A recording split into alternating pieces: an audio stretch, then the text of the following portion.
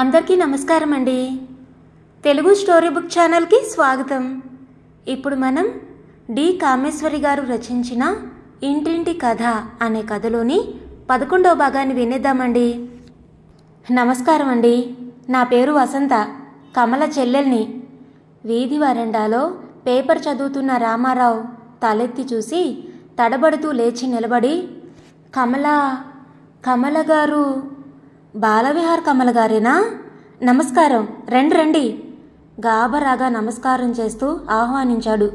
వసంత నవ్వుతూ కుర్చీలో కూర్చుంది. అక్కయ్య మీ గురించి చెప్పింది.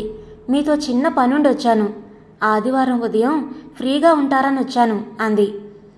ఆమె వచ్చిన పనేమిటోనని ఆశ్చర్యపడుతూ, ఫ్రీయే ఉందండి, ఈ పిల్లలతో చాలు, అరక్షణం టైం ఉండదు.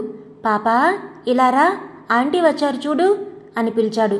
లోపలి నుంచి పరిగెత్తుకొచ్చిన కరుణ కమలనుకొని వచ్చిందేమో.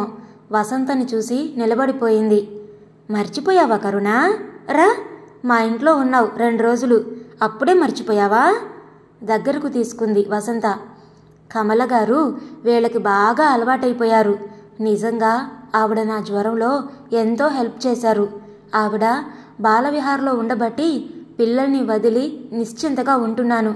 లేకపోతే వీళ్లతో ఎంత అవస్థ అయ్యేదో. కృతజ్ఞతగా అన్నాడు రామారావు. మీరు చాలా ఇబ్బంది పడుతున్నారనే మీకు సహాయం చేయాలని, ఒక విషయంలో ఉద్దేశం అడగాలని వచ్చాను. మీరేమనుకోనంటే చెప్తాను. రామారావు కుతూహలంగా ఆశ్చర్యంగా చూస్తూ, చెప్పండి, మీరిలా వచ్చారంటే ఏదో పనుండే వచ్చుంటారని తెలుసు, చెప్పండి ప్లీజ్ అన్నాడు ఆతృతగా. ఏం లేదు, మా కమలక్కేం చూశారుగా, ఆమె గురించి మీ అభిప్రాయం ఏమిటి? అసలు మీకు మా అక్కయ్య విడో అన్న సంగతి తెలుసా? సూటిగా వచ్చిన పనిలోకి దిగింది వసంత. వసంత కమల ప్రసక్తి తీసుకురాగానే రామారావుకి సంగతి అర్థమైంది. మొహం కాస్త ఎర్రబడింది సిగ్గుతో. తెలుసు అన్నట్టు తలాడించి, ఆవిడ బొట్టు అది పెట్టుకోకపోవడం చూసి గ్రహించాను. పెళ్లి కాలేదేమో అనుకున్నాను మొదట. ఒకసారి రజియా బేగం గారితో ఆ ప్రస్తావన యథాలాపంగా తెచ్చడిగాను. ఆవిడ విషయం అంతా చెప్పారు. ఆవిడ నాలా దురదృష్టవంతురాలేనని తెలుసుకున్నాను. ఇద్దరం ఒకలాంటి బోటులోనే ప్రయాణిస్తున్నాం. రామారావు విషాదంగా అన్నాడు. ఒకలాంటి బోటులో ప్రయాణం చేసేవారు ఒకే బోటులో ప్రయాణం చేస్తే బాగుంటుందని నాకు అనిపించింది. అందుకే ఈ విషయం మీతో మాట్లాడాలని వచ్చాను. చూడండి రామారావు గారు, భార్యని పోగొట్టుకొని మీరు అవస్థ పడుతున్నారు. భర్తని కోల్పోయి మా అక్కయ్య మోడులా బ్రతుకుతుంది. మీరిద్దరూ కలిసి తిరిగి మీ జీవితాలలో కోల్పోయింది పొందే ప్రయత్నం చేయకూడదా అండి? అఫ్కోర్స్ మీరు మగవారు. ఇవాళ కాకపోయినా రేపైనా ఇంకో పెళ్లి చేసుకుంటారు. అందుకు సులువుగా మీకు కన్నెపిల్లలే దొరుకుతారు. మీ పెళ్ళి 2వ పెళ్ళైనా మీతో సమస్య కాదు. కానీ మా అక్కయ్యని, ఓ వివాహిత స్త్రీని పునర్వివాహం చేసుకోవడానికి ముందుకు వచ్చే పురుషులు అరుదు. పురుషుడికి భార్య పోయినా 2వ పెళ్లికి అన్ని అర్హతలు ఉంటాయి. కానీ ఆడదానికి 2వ పెళ్లి అనగానే అది ఓ సమస్య. కనీసం మీలా ద్వితీయం చేసుకునేవారన్నా అలాంటి స్త్రీలను స్వీకరించగలిగితే ఓ స్త్రీ జీవితం తిరిగి చిగురించడానికి దోహదం చేసిన వారవుతారు. మా అక్కయ్య మీకు నచ్చితే ఆమెను చేసుకోవడానికి మీకు అభ్యంతరం ఉందా? వసంత సూటిగా అతన్ని చూస్తూ అంది. అభ్యంతరం చెప్పడానికి మీరన్నట్టు నాకున్న అర్హతలేమిటి? వసంత గారు, పురుషులందరూ మీరనుకున్నంత సంకుచిత మనస్తత్వం కలిగిన వారు కాదు. కనీసం నేను అలా ఆలోచించలేను. మీరన్నట్టు నేను ఇవాళ కాకపోతే ఇంకొన్నాళ్లకైనా ఇంకో పెళ్లి చేసుకోక తప్పదు. ఈ 2 నెలలకే దినదిన గండం అవుతుంది. మీరన్నట్టు నా మాత్రం వయసు వాడికి కన్నె పిల్లలే దొరుకుతారు. కానీ కమలగారికున్న ఒకే ఒక అభ్యంతరం ఆవిడ వితంతు అవడం. ఆ విషయం నాకేం అభ్యంతరం లేదు. అసలు నేనే అడగాలనుకున్నాను. కానీ ఇంత స్వల్ప పరిచయంలో ఇంత తొందరగా ఏమనుకుంటుందో ఆమె అని సందేహించాను. నన్ను అపార్థం చేసుకుంటారేమో, ఆవిడకు ఆ ఉద్దేశం లేదేమో, భర్తని ఇంకా మర్చిపోయారో లేదో వగైరా సందేహాలతో సంశయించాను. మీరే అడిగి నా భారాన్ని తగ్గించారు. థ్యాంక్స్ వసంత గారు. అప్పుడే సగం భారం తగ్గినట్లయింది. కమల మీద ఈ పిల్లల భారం పెట్టి నిశ్చింతగా ఉంటాను. అప్పుడే మొదటి భార్యను మరిచి ఇంకొకరిని కట్టుకున్నాడు. మగాళ్ళు అంతే అనుకోవచ్చు అందరూ, కానీ ఆడది లేని ఈ సంసారం విడచడం నా వశం కావడం లేదు. నాకు తోడు పిల్లలకి నీడా కావాలి. అది కమలైతే నాకంతకంటే ఏం కావాలి? రామారావు ఉద్వేగంతో అన్నాడు. వసంత మొహం విప్పారింది. థ్యాంక్స్ బావగారు అననా? థ్యాంక్స్ అండి. మా అక్క మొహమాటస్తురాలు, దానికి ధైర్యంగా మాట్లాడడం రాదు. దాని మనసులో ఉద్దేశం ఉన్నా తెగించి బయట పెట్టలేదు మీ ముందు అని నాకు తెలుసు. అందుకే మీతో మాట్లాడాలి అని వచ్చాను. మీరు అంగీకరిస్తే దాంతో మాట్లాడొచ్చని ముందు దానికేం చెప్పలేదు. పిల్లలతో దానికి బాగా అటాచ్మెంట్ పెరిగింది. అక్కయ్య నిజంగా సంతోషిస్తుంది. దాని అదృష్టం కొద్దీ మీతో పరిచయం కలిగింది. వసంత ఎగ్జైట్ అవుతూ సంతోషంగా అంది. ఎంత తొందరగా వెళ్ళి అందరికీ తాను సాధించిన ఘనకార్యం గురించి గర్వంగా చెప్పాలని ఉంది. నాకు మా చెల్లెలు మాలతికి పెళ్ళిళ్ళు కుదిరాయి. అక్కకి కూడా అయిపోతే నాన్నగారికి నిశ్చింత. దాని గురించిన చింత కొంతవరకు అది ఉద్యోగంలో చేరాక తగ్గింది. పెళ్ళైతే ఇంక పూర్తిగా నిశ్చింత. వస్తానండి, ఇంట్లో చెప్పి నాన్నగారిని పంపిస్తాను అని లేచింది. ఇంట్లో ఆ వార్త సంచలనాన్నే సృష్టించింది. ఎన్నో తర్జన భర్జనలు జరిగాయి. నిజంటే అతను ఒప్పుకున్నాడా అంటూ కాంతమ్మ 4-5 సార్లు ఆశ్చర్యంగా అడిగింది. వెంకట్రావు గారు కొద్దిసేపు మాట్లాడకుండా ఆలోచనలో పడి ఆఖరికి, కానీ కాలంతో పాటు మనము కదలాలి. దానికో దారి భగవంతుడే ఏర్పరిస్తే అడ్డడానికి మనమెవరం? మొదటి పెళ్ళి 100 ఏళ్ల పంట కావాలని చేస్తే 3 నాళ్ల ముచ్చటయింది. ఈ పెళ్లితో తిరిగి అది సుమంగళి అవుతే మనం సంతోషించాల్సిందే కదా. కానీ నలుగురు. కాంతమ్మ ఆర్దోక్తిలో ఆగిపోయింది. ఎంత నచ్చజెప్పుకున్నా ఆవిడ మనసు సమాధాన పడ్డం లేదు. ఎవరమ్మా నలుగురు? ఆ నలుగురు అక్కయ్య బతుకు బాగుపడుతూ ఉంటే ఏడుస్తారా? వద్దంటారా? వద్దంటే నువ్వు వినాలా? రామారావు గారు లాంటి సహృదయుడు ముందుకొచ్చి చెయ్యి అందిస్తూ ఉంటే ఎవరో ఏదో అంటారని అందుకు వద్దంటారా? అది జన్మంతా ఇలాగే ఏడవాలా? వసంత ఆవేశంగా అంది. కాంతమ్మ, అయ్యో నేనేమన్నానే? లోకులంటారన్నాను. ఇలాంటివన్నీ ఒక్క రోజులో మారిపోవు గదుటే. లోకులు పట్టించుకునే వాళ్ళనంటారు. అయినా లోకులకి ఇంతకంటే మంచి పనులే ఉన్నాయిలే ఈ కాలంలో. అంత పట్టించుకునే తీరిక లేదమ్మా. కాలం మారింది. ఇలాంటివి అలవాటై ఎవరూ ఏం అనరు. అన్నా మనం పట్టించుకోనక్కర్లేదు ఖచ్చితంగా అంది. కానీ అమ్మా, ఇది మంచిదే. మీ 3 ఆడపిల్లలు ఓ ఇంటివారైతే ఇంకా ఆ శంకరగాడు మిగులుతాడు. వాడు మాగాడు, ఎలాగో అలాగా బ్రతుకుతాడు. వెంకట్రావు గారు సమాధాన పడిపోయారు. కాంతమ్మ కమలమోహంలో వెలిగే వెలుగు, సిగ్గు చూసి మరి ఏం అనలేక ఊరుకుంది. సార్, శాంతి నమ్మలేనట్టుగా విభ్రాంతితో చూస్తూ అంది. సారీ శాంతి, నేనేం చెప్పలేను. నన్నేం అడక్కు. నేను అసక్తుణ్ణి. తప్పని పరిస్థితిలో ఇలా చేయాల్సి వచ్చింది. నన్ను క్షమించు శాంతి. అతని గొంతు పట్టుకుంది. కళ్ళు చెమర్చాయి. బేలగా దీనంగా నెత్తిన పిడుగుపడిన దానిలా అయిపోయిన శాంతిని చూస్తుంటే అతని కడుపులో దేవినట్లయింది. శాంతిని పిలిచి ఉద్యోగంలో నుంచి తీసేస్తున్నానని చెప్పడానికి అతనికి నోరు రాలేదు.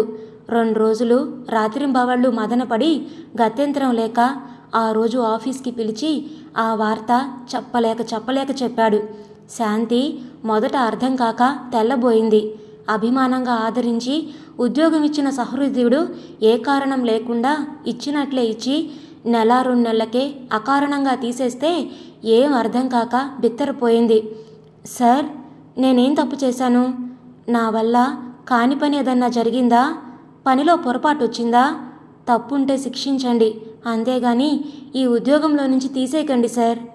కళ్ళనీళ్లు తిరుగుతూ ఉండగా చిన్నపిల్లలా అంది. అది చూసి ప్రసాద్ మరింత కృంగిపోయాడు. ఆమె మాటల్లో అసహాయత, ఆవేదన గమనించి మరింత బాధపడుతూ గిలగిల్లాడాడు. ఇంత నిర్దయంగా ప్రవర్తించాల్సి వచ్చినందుకు తన అసహాయతని తిట్టుకున్నాడు. ఆ క్షణాన లతని పీక నిలిమి చంపాలనిపించింది. కారణం చెప్పండి సార్. నా నేరం ఏమిటో చెప్పి దండించండి. శాంతి, నీ తప్పేం లేదు. నీ నేరం లేదు. నీ పనిలో లోటు లేదు. కానీ శాంతి, నేను అసక్తుణ్ణి. నిన్ను ఉద్యోగంలో ఉంచే అధికారం నాకు లేదు. నీలాగే నేను ఇంకోరి దయాధర్మాల మీద బ్రతుకుతున్నాను శాంతి. వారికి ఇష్టం లేదు నిన్ను ఉంచడం. నన్నేం చేయమంటావు చెప్పు? నీ నోటి ముందు కూడు తీస్తున్నానని తెలుసు. నీకు ఈ ఉద్యోగం తప్ప ఆధారం లేదని తెలుసు. ఈ ఉద్యోగం పోతే పస్తులుంటారని తెలుసు. కానీ అన్నీ తెలిసి ఇలా చేయాల్సి వచ్చిందంటే. ఆవేదన భరించలేక ఆమెకి మొహం చూపలేక ప్రసాద్ చప్పున మొహం తిప్పుకున్నాడు. అతని మాడిపోయిన మొహం, కళ్ళల్లో తడి చూశాక అతను నిజంగా చాలా బాధపడుతున్నాడని, తనని ఉద్యోగంలో నుంచి తీసేయడానికి ఏదో బలవత్తర కారణం లేనిదే ఇలా చేయడని శాంతికి అర్థమైంది. నన్ను క్షమించగలిగితే క్షమించు శాంతి, పట్టుకున్న గొంతుతో అన్నాడు. సార్, నాది దురదృష్ట జీవితం. దానికి మీరేం చేస్తారు? మీరు బాధపడకండి నా కోసం. మిమ్మల్ని క్షమించడానికి మీ నేరం ఏదీ లేదని నాకు మీ కళ్ళ నీళ్లే చెప్తున్నాయి. మగవారయ్యుండి ఇలా కంటనీరు తిరిగిందంటే మీకు నా మీదున్న అభిమానాన్ని తెలుపుతుంది. అది చాలు సార్. పర్వాలేదు, పస్తులుండడం మాకు అలవాటే సార్. పేలవంగా నవ్వింది శాంతి. ప్రసాద్ కదిలిపోయాడు. అలా మాట్లాడి నన్ను మరింత సిగ్గుపరచుకు శాంతి. నీకు 3 నెలల జీతం రూలు ప్రకారం ఇవ్వాలి. ఆ డబ్బు అయ్యేలోగా నీకు ఇంకెక్కడైనా ఉద్యోగం దొరికేటట్టు చేయడానికి ప్రయత్నిస్తాను. నా పరపతంతా ఉపయోగించి ఏదో చేస్తాను. భయపడకు శాంతి. నీకేం కావలసిన నేనున్నాను అని మర్చిపోకు అన్నాడు. శాంతి కళ్ళ నుంచి చెంపల మీదుగా కిందికి జారింది కన్నీరు. ఆ ఆప్యాయతకి మాట్లాడలేక 2 చేతులు జోడించి నమస్కరించింది. మీ దయ అన్నట్టుగా. బేలగా చూస్తున్న ఆ కళ్ళలోని దైన్యాన్ని చూస్తూ ఉంటే ఆమెని దగ్గరికి లాక్కొని గుండెలకి హత్తుకొని తల నిమిరి ఓదార్చాలన్నంత తపన కలిగింది ప్రసాద్కి. జోడించిన ఆమె 2 చేతులు తన 2 చేతులతో పట్టుకొని అభయం ఇస్తున్నట్టుగా, పర్వాలేదు శాంతి, ఈ లోకం విశాలమైంది. మంచివాళ్ళు ఇంకా కొందరుంటారు. ఎవరో నిన్ను ఆదుకుంటారు. అధైర్యపడకు. పద, నిన్నింటి దగ్గర దింపుతా. మీ ఇల్లు చూస్తే ఏదన్నా అవసరం వస్తే కలుసుకునే వీలుంటుంది అన్నాడు. శాంతి కళ్ళు తుడుచుకొని అతని వెనక నడిచింది. కారులో వెళుతూ ఉండగా శాంతి హఠాత్తుగా, సార్, ఆవిడికి నేనేం ద్రోహం చేశానని నా మీదింత కోపం? అలా ఆశ్చర్యపడకండి. నేనా మాత్రం ఊహించలేదనుకున్నారా? ఆవిడ విషయం కొంత విన్నాను. మీ పరిస్థితి అర్థం చేసుకోగలను సార్ అనునయంగా అంది. ప్రసాద్ బాధగా నిట్టూర్చాడు. దురదృష్టవంతుణ్ణి శాంతి. డబ్బుకి ఆశపడి ఈ పెళ్లి చేసుకున్న మాట నిజమే. కానీ డబ్బు దొరికి ప్రేమ, అనురాగం కరువవుతాయని ఎన్నడూ అనుకోలేదు. వైవాహిక జీవితంలో మాధుర్యం అంటే అర్థం కూడా తెలియని బ్రతుకైపోయి ఆమె దృష్టిలో అంత చులకనాయి ఆమె కనుసన్నల్లో మెలగాల్సి ఉంటుందని ఊహించలేకపోయాను. అన్ని విధాలా నష్టపోయాను శాంతి ఆవేదనగా విచలిత కంఠంతో అన్నాడు. శాంతి జాలిగా సానుభూతిగా చూసి నిట్టూర్చింది. కొందరి జీవితాలంతే సార్. లేక కొందరు అనుభవించలేరు. ఉండి అనుభవించలేని దురదృష్టవంతులు కొందరు. మనిద్దరం చెరొక దానికి ప్రతినిధులం అంది శాంతి. నేనేం కోరరాని కోరికలు కోరలేదు. కాసింత అభిమానం, అనురాగం, ఇచ్చిపుచ్చుకునే గౌరవం. ఈ మాత్రం భార్య నుంచి ఆశించడం అత్యాశ. ఆమెకి నేనంటే అంత చులకన, నిర్లక్ష్యం, కసి, శత్రుత్వం ఎందుకో అర్థం కాదు. జీవితం అంటే విరక్తి పుట్టింది. 6-7 నెలల్లోనే మనసులో దాచుకున్న వేదన చెప్పుకోవడానికి ఆత్మీయురాలు దొరికినట్టు మనసు విప్పి చెప్పాడు ప్రసాద్. శాంతిని చూసిన దగ్గర నుంచి ఇలా లేనింటి పిల్లని చేసుకొని ఉంటే ఆర్థిక ఇబ్బందులుండేవేమో గాని జీవితం ఇలా నరకమయ్యేది కాదేమో అనుకున్నాడు చాలాసార్లు. మాటల్లో శాంతి ఇల్లొచ్చింది. బాధపడకండి సార్, నా గురించి వర్రీ అవ్వద్దు. అన్నింటికీ ఆ దేవుడే ఉన్నాడు ఓదార్పుగా అంది. తను ఆమెకి ధైర్యం చెప్పవలసింది పోయి ఆమె తనకి చెప్తుంది. నిట్టూర్చి తల పంకించి, వస్తా శాంతి, ఏదో ఉద్యోగం ఇప్పిస్తాను, దిగులు పడకు. ఏం అవసరం వచ్చినా ఇంటికెళ్ళి వసంతకి చెప్పు అంటూ కారెక్కి తలుపు మూసి బాయ్ శాంతి అన్నాడు. ఇంటికి చేరి కసిగా అడుగులు వేస్తూ మేడెక్కి లత ఎదుట నిలిచాడు. నువ్వు చెప్పిన పని పూర్తయింది. నాకు డబ్బు వెంటనే కావాలి సూటిగా చూస్తూ అడిగాడు. లత పుస్తకంలో నుంచి తలెత్తకుండానే ఏం పని అంది. అదే, ఆ శాంతిని ఉద్యోగంలో నుంచి పీకేస్తే గాని నీ కళ్ళు చల్లబడవన్నావు కదా. ఉద్యోగంలో నుంచి తీసేశాను. నీ కోరిక తీరింది, నా కోరిక తీర్చు. తీర్చకపోతే అంది విలాసంగా లత. ప్రసాద్ కళ్ళలో నిప్పులు కక్కేట్టు చూస్తూ, తీర్చకపోతే బలవంతంగా తీర్చుకుంటాను. నన్ను అనవసరంగా కవ్వించకు, రెచ్చగొట్టకు. ఆ 50,000 వెంటనే కావాలి. లేదంటే ఏం చేస్తారు? ఏమిటా బెదిరింపు? ఏదో దాచిపెట్టినట్టు ఏమిటా దబాయింపు? నా దయాధర్మం మీద బ్రతుకుతున్నానన్న మాట మర్చిపోకండి. నన్ను కవ్వించకండి, నన్ను రెచ్చగొట్టకండి. డబ్బు కావలసిన వారు అడిగే తీరు ఇది కాదు. మీ బెదిరింపులు మానండి. డబ్బిచ్చేది నా ఇష్టం. మీకు జడిసి ఇవ్వవలసిన అవసరమేం లేదు. ఏం చేస్తారో చూస్తాను తీక్షణంగా అంది. లతా అరిచాడు ప్రసాద్. నా సహనాన్ని పరీక్షించకు. శాంతిని ఉద్యోగంలో నుంచి తీసేస్తే డబ్బిస్తానన్నావు. తీసేశాను, డబ్బియ్యి. పళ్ళు బిగువని అన్నాడు. ఇచ్చి ఉండేదాన్నేమో. దాని మీద మీకున్న ప్రేమాభిమానాలు చూశాక ఇప్పుడు ఇవ్వాలనిపించడం లేదు. ఆవిడ గారిని ఉద్యోగంలో నుంచి తీయడానికి మీరు పడిన బాధ, ఆవిడ చేతులు పట్టుకొని ఓదార్చిన ఓదార్పు, తీర్చిన సానుభూతి, ఆవిడకి ఇంకో ఉద్యోగం చూపిస్తానని చేసిన భాష, ఇదంతా తెలిసాక తన భర్త తన డబ్బు తింటూ ఇంకొకరిని ప్రేమించడం సహించడమే కాక డబ్బు కూడా ఇస్తుందని అనుకుంటున్నారా? వెళ్ళండి, దాని మీద కురిపించారుగా ప్రేమ. డబ్బు దాన్నే అడగండి. నా డబ్బు కావాలి గాని నేను పనికిరానా? నయా పైసా ఇవ్వను. మీ చిత్తం వచ్చింది చేసుకోండి. వెళ్ళండి నా ఎదుటి నుంచి తిరస్కారంగా చూస్తూ అంది. ఒక్క క్షణం నిర్ఘాంతపోయాడు ప్రసాద్. ఆఫీసులో జరిగింది అక్షరం పొల్లుబోకుండా అరగంటలో వార్త లతకి చేరిందంటే ఆఫీసులో ఎవరికో తన మీద నిఘా ఉంచిందన్నమాట అనుకున్నాడు. ఆవేశంతో వణికిపోయాడు. ఎంత మోసం, ఎంత అహంకారం! నమ్మించి దగా చేస్తుందా లతా? పట్టజాలని కోపంతో ఒక్క ఉదుటున లత మీదికి లంఘించాడు. ఇవ్వవు? ఎలా ఇవ్వవో చూస్తాను. నన్నెలా ఆపుతావో చూస్తాను. ఇన్నాళ్ళు నీ జులుం సహించాను, ఇక సహించను.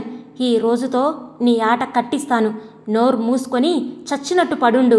నేను నీ మొగుణ్ణి అన్నది మర్చిపోకు. అన్యాయంగా నా మీద ఇంత శత్రుత్వం సాగిస్తావా? అన్యం పుణ్యమెరుగ నా శాంతిని ఉద్యోగంలో నుంచి తీయిస్తావా?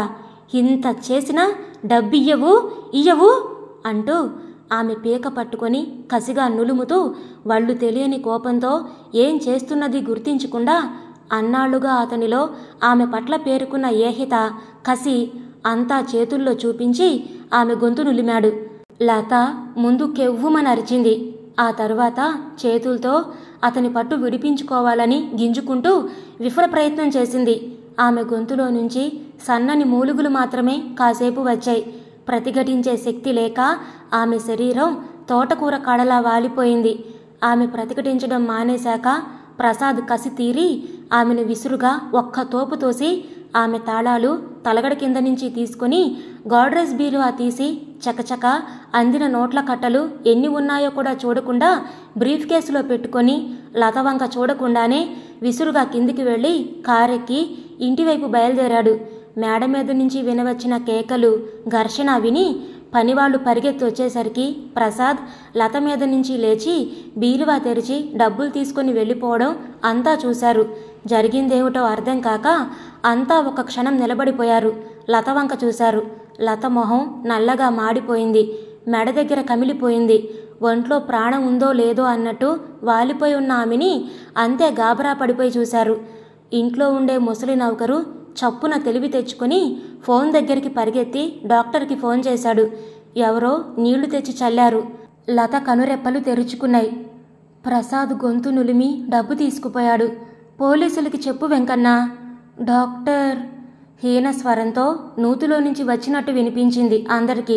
డాక్టర్ వచ్చేలోగానే లత మూసిన కళ్ళు మరి తెరవలేదు. అమ్మా, ఇదిగో తెచ్చాను.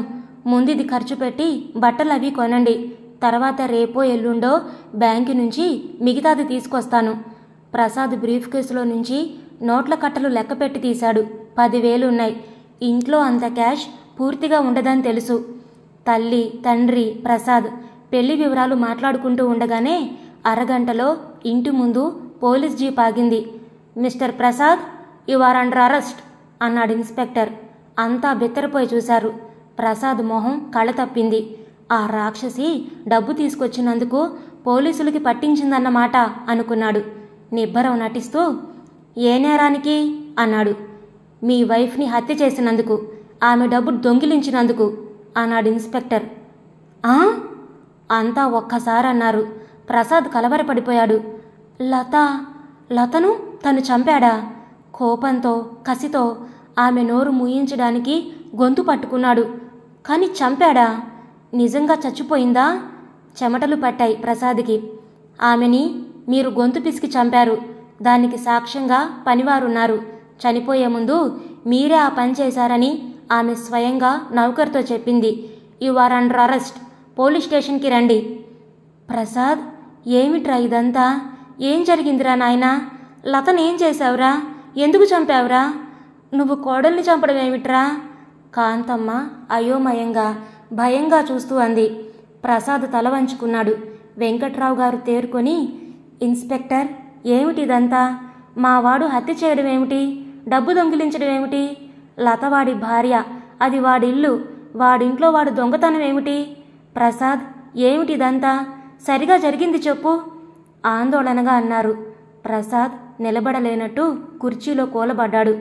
లత చచ్చిపోయింది. ఆ వార్త వినగానే అతనికి తెలియకుండానే ఏదో రిలీఫ్గా ఫీల్ అయ్యాడు. ఆ రాక్షసి నుంచి తనకి విముక్తి. కానీ హత్య, కేసు, శిక్ష వణికిపోయాడు. ఇన్స్పెక్టర్, నేను చెయ్యాలని ఆవేశంలో, కోపంలో, డబ్బు ఇవ్వనందని నన్ను ఇల్ట్రీట్ చేస్తుందన్న కోపంలో గొంతు పట్టుకున్నాను. అంతేగాని చంపాలని అనుకోలేదు అన్నాడు. అదంతా పోలీస్ స్టేషన్లో చెప్దురు గాని, మీ స్టేట్మెంట్ అక్కడిద్దురు గాని, పదండి అంటూ బ్రీఫ్ కేసులో డబ్బు పెట్టి పట్టుకున్నాడు. వెంకట్రావు, కాంతమ్మలు మతులు పోయిన వారిలా కింద కూలబడ్డారు. మర్నాడు పేపర్లలో వచ్చిన లత హత్య వార్త పట్టణంలో సంచలనం రేపింది. ప్రసాద్ ఫోటో, లత ఫోటోలు వచ్చాయి. ప్రసాద్ని బెయిలిచ్చి విడిపించడానికి కూడా వెంకట్రావు గారికి అవకాశం లేకపోయింది. డబ్బు అప్పో సొప్పో చేసి తెద్దామని చూసినా ప్రత్యక్ష సాక్షులు ఉన్నందువల్ల మెజిస్ట్రేట్ బెయిల్ ఇవ్వడానికి నిరాకరించారు. వెంకట్రావు గారి పెద్ద కొడుకు అలా జైలుకి వెళ్లడంతో పరువు పోయిందన్న చింత ఒక పక్క, కొడుక్కి ఏ శిక్ష వేస్తారన్న దిగులు ఒక పక్క, డబ్బు లేక పిల్లల పెళ్లిళ్ళు ఏమవుతాయో అన్న చింతతో ఆయన బ్లడ్ ప్రెషర్ విపరీతంగా పెరిగిపోయి ఆ రాత్రి ఆయనకి పక్షవాతం వచ్చి ఎడంవైపు అంతా చచ్చుబడిపోయి మంచం పట్టాడాయన. ప్రసాద్ మీద కేసు ఫైల్ అయింది. కేసు నడుస్తోంది. ప్రసాద్ మీద కేసు బలంగా ఉంది. వెంకయ్య లతని చిన్నప్పటి నుంచి పెంచినవాడు. ఆ ఇంటి ఉప్పు తిన్నవాడు. నారాయణమూర్తి గారు చనిపోతూ విల్లులో అతనికి బాగా ముట్ట చెప్పాడు. ఆ కృతజ్ఞతతో అతను జరిగిందంతా చెప్పాడు. హత్యా నేరం ఆవేశంలో చేసినా, చెయ్యాలని చేయకపోయినా హత్య హత్యే. ప్రసాద్కి శిక్ష తప్పదని అందరికీ తెలుసు. ఆ శిక్ష కాస్తన్నా తగ్గించేటట్టు చేయాలని వెంకట్రావు గారి తాపత్రయం. లాయర్లని పెట్టే తాహతు లేదు. ప్రసాద్ తనకి లాయర్ అక్కర్లేదన్నాడు. కోర్టు వారే అతనికి లాయర్నిచ్చారు. ప్రసాద్ అన్నింటికీ అతీతుళ్లా నిర్లిప్తంగా ఉండిపోయాడు. కేసు తప్పదు, శిక్ష తప్పదు అని తెలిసాక ఏదో వైరాగ్యం చోటు చేసుకుని ఎవరితో మాట్లాడకుండా మౌనంగా ఉండిపోయాడు. లతని చంపినందుకు అతనికేం బాధ కలగలేదు. అలాంటి నీచురాలు, రాక్షసి చావడం మంచిది. తను జన్మంతా ఏడవకుండా విముక్తి లభించింది అనుకున్నాడు. లత చనిపోయాక లాయరు లత వీలునామా చదివాడు. లత ముందు జాగ్రత్తతో తన తదనంతరం తనకి పిల్లలు కలిగితే తన ఆస్తంతా పిల్లలకి చెందాలని, పిల్లలు కలగకుండానే తను చనిపోతే తన ఆస్తంతా వివిధ చారిటీస్కి చెందేటట్టు వీలునామా రాసింది. ప్రసాద్కి నయా పైసా దక్కకుండా కట్టుదిట్టం చేసి రాసింది. అది విని ప్రసాద్ మరింతగా లతని ద్వేషించాడు. ఈ పెళ్లి వల్ల తను పొందిందేమీ లేదు గాని నరకం రుచి చూశాడు. ఆఖరికి జైలు పాలయ్యాడు. ప్రసాద్ హత్య చేసి జైలుకి వెళ్ళగానే ఆ వార్త అందరికీ తెలిసి వసంత, మాలతేలికి కుదిరిన సంబంధాల వాళ్ళు పెళ్లి ఆపుకుంటున్నట్టు చావు కబురు పడేశారు. లేకపోయినా కూతుళ్ళిద్దరికీ అంత కట్నాలిచ్చి చేయగలిగిన తాహతు వెంకట్రావు గారికి ఎలాగో ఉండేది కాదు. అప్పో సొప్పో చేసి ఏ 10,000 తెచ్చి ఇద్దరి పెళ్లి క్లుప్తంగా చేస్తానంటే వాళ్ళు అంగీకరించరు. ఏం చెయ్యను భగవంతుడా అని బెంగ పెట్టుకున్నారాయన. ఆయనకి ఆ బెంగ అక్కర్లేకుండా సంబంధం వదులుకున్నట్టు రాసి పడేశారు. కాంతమ్మ లబలబలాడింది. వెంకట్రావు గారు ఖిన్నుడై మాటా పలుకు లేకుండా ఉండిపోయారు. వసంత మొహం మాడిపోయింది. అందరిలో మాలతి ఒక్కరితే కాస్త నిబ్బరంగా కనిపించింది. ఆశ లేకపోయినా మధ్యవర్తిని పంపి ఇదేం అన్యాయం? తాంబూలాలు పుచ్చుకున్న సంబంధం తిరిగిపోతే మా పిల్లల గతేమిటని కబురు పంపారు. హత్యలు చేసి జైలుకెళ్లిన వాళ్ళ సంబంధాలు మాకొద్దు అని తిప్పి కబురు పెట్టారు వాళ్ళు. ఆ రోజంతా ఇంట్లో శ్మశాన నిశ్శబ్దం ఆవరించింది. ఛీ, వెధవలు! చదువుండి సంస్కారం లేని ఆ వెధవ సంబంధాలు తప్పిపోతే పోయాయి, అంతా మన మంచికే అంటూ వసంత ఉక్రోషంగా ఎగిరింది. కానీ ఆమె అంతరాలలో నిరాశ ఆమెని వంగదీసింది. అన్నయ్య ఆ స్థితిలో పడ్డాడు, తండ్రి మంచాన పడ్డాడు. ఇంక డబ్బేది? పెళ్ళిళ్ళు ఎలా జరుగుతాయి తమకి? ఒకవేళ కింద మీద పడి పెళ్లి చేసినా ఈ మాత్రం సంబంధం తేగలడా? ఏ గుమస్తానో తెచ్చి కట్టుకోమంటారు. తను చచ్చినా చేసుకోదు. వసంత మనసంతా చిరాగ్గా నిరాశగా మారింది. ఈ స్థితిలో పడేసిన ప్రసాద్ని తిట్టుకుంది. ఇలాంటి ఇంట్లో పుట్టినందుకు తనకి తాను తిట్టుకుంది. గుడ్డిలో మెల్లగా తనకేదో ఉద్యోగం ఉంది గనక సరిపోయింది, లేకపోతే ఊహించడానికే భయపడింది. 2 నెలల్లో ప్రసాద్ కేసు హియరింగ్కొచ్చి మరో నెల నడిచి పూర్తయింది. ప్రసాద్ ఆవేశంలో కోపంలో ఆమె మీదకి లంఘించి పేకనులిమాడు. కానీ కావాలని చంపిన కోల్డ్ మర్డర్ కాదని లాయర్ ఆధారాలు నిరూపించడంతో కోర్టు 5 సంవత్సరాలు కఠిన కారాగార శిక్ష విధించింది. ఇంట్లో పనివాళ్ళు, ఆఫీస్ వాళ్ళు అంతా లత మనస్తత్వం వివరించి ప్రసాద్ని ఆ ఇంట్లో ఆమె ఎంత హీనంగా చూసేదో, ఎంతలా రెచ్చగొట్టేదో వివరించారు. అంతేకాక లత విల్లులో భర్తకి రూపాయి కూడా దక్కకుండా దాన ధర్మాలకు రాయడంతో భర్త పట్ల ఆమెకి ఎంత కసి, చులకన ఉందో లాయర్ నిరూపించారు. చెల్లెళ్ల పెళ్లి కోసం ఇస్తానని ఆశపెట్టిన డబ్బు ఇవ్వనందున ఆవేశంతో చేసిన పని అని నిర్ణయించి 5 ఏళ్ల శిక్ష విధించాడు జడ్జి. ఆ తీర్పు అందరికీ ఆనందదాయకమే అయింది. 5 ఏళ్లంటే ఎంత అనుకుని తేలిగ్గా నిట్టూర్చారు. ప్రసాద్ అయితే ఏదో పెద్ద ఆపద తప్పిన వాడిలా అనుభూతి చెందాడు. ఆ నరకం తప్పి స్వేచ్ఛ పొందాడు తను అనిపించింది. జైలు నుంచి విడుదలయ్యాక ఏ ఉద్యోగం దొరకపోతే రిక్షా తొక్కుతాడు. ఆ బంగారు పంజరం బ్రతుకు కంటే అదే నయం. స్వేచ్ఛగా గంజి తాగి ఆనందంగా ఉంటాడు. ప్రసాద్ ఆనందంగా శిక్ష అనుభవించేందుకు సిద్ధపడ్డాడు. ప్రసాద్కి భవిష్యత్తు పట్ల ఆశ, ఉత్సాహం కలగడానికి శాంతి కూడా ఒక కారణమే. ప్రసాద్ జైల్లో ఉండగా పేపర్లో వార్త చదివి నీరైపోయిన శాంతి జైల్లో ప్రసాద్ని చూసి కళ్ళనీళ్లు పెట్టుకుని, సార్, ఇదేం కర్మ, ఎందుకిలా చేశారు? అయ్యో, మీకింత కష్టం అంటూ ఏడ్చింది. తల్లి, తండ్రి, చెల్లెలు, స్నేహితులు అందరూ వచ్చి ఓదార్చి ధైర్యం చెప్పినప్పుడు కలగని అనుభూతి శాంతి వచ్చి కళ్ళనీళ్లు పెట్టుకున్నప్పుడు కలిగింది. తన పట్ల ఆమెకున్న అభిమానానికి అతని గొంతు నిండుకుంది. శాంతి అన్నాడు చెమర్చిన కళ్ళతో ఆమె వంక చూసి నవ్వడానికి ప్రయత్నిస్తూ. నాకిది జైల్లో లేదు శాంతి, బంగారు పంజరంలో నుంచి విముక్తుడయ్యి స్వేచ్ఛ పొందినట్లుంది. ప్లీజ్, నువ్వు అలా బాధపడకు అన్నాడు. శాంతి చిత్రంగా చూసింది. అవును శాంతి, లతని కావాలని చంపకపోయినా ఆమె చనిపోవడం నాకెంత రిలీఫ్గా ఉందో తెలుసా? కోర్టు శిక్ష వేస్తారు, వెయ్యని 10 ఏళ్ళు వేస్తారేమో. ఆ తర్వాత నా ముందు ఇంకా జీవితం ఉంది. ఆ జీవితంలోనైనా సుఖం నాకు దక్కుతుందన్న ఆశతో జైల్లో గడుపుతాను. ఏదో ఒకరోజు విడుదలయ్యి బయటకొచ్చి స్వేచ్ఛావాయువులు పీలుస్తాను ఎమోషనల్గా అన్నాడు ప్రసాద్. ఆ రోజు మీకోసం ఇక్కడ ఎదురు చూస్తూ నిల్చుంటాను శాంతి తడబడుతూ అంది. ప్రసాద్ సంభ్రమంగా చూశాడు.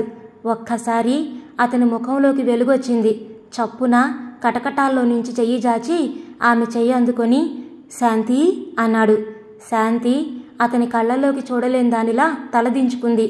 అవును, ఆ రోజు ఎప్పుడొచ్చినా 5 ఏళ్ళు కానియండి, 10 ఏళ్ళు కానియండి, ఆ రోజు వరకు మీకోసం ఎదురు చూస్తాను, మీకు అభ్యంతరం లేకపోతే. శాంతి, చాలు, ఆ మాట చాలు నాకు.